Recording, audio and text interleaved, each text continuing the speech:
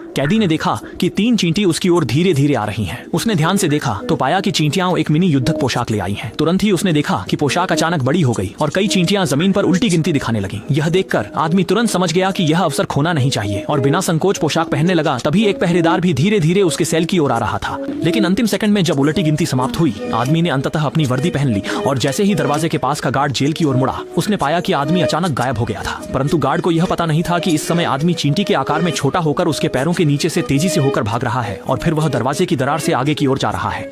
Police station के बाहर सीढ़ियों से कूदते हुए जब वह जाने की तैयारी में था, आगे अनेक चींटियां रास्ता रोकने आ गईं। तभी उसके कानों में एक रहस्यमय आवाज आई जिसने उसे उड़ने वाली चींटी पर सवार होकर निर्दिष्ट स्थान पर जाने के लिए कहा। आदमी ने देखा कि कोई और अच्छा विकल्प नहीं है, इसलिए उसने हिम्मत कर एक उड़ने वाली चींटी पर छलांग लगाई और रहस्यमय व्यक्ति के निर्देशों के अनुसार निर्दिष्ट स्थान की ओर बढ़ गया। रास्ते में उसने पाया कि चींटी उसकी कोई बात नहीं मान रही थी। या तो टैक्सी से लिफ्ट लेकर कुछ दूरी तक चली जाती या बस में भाग दौड़ करती और किसी भी कारण के बिना टकरा जाती।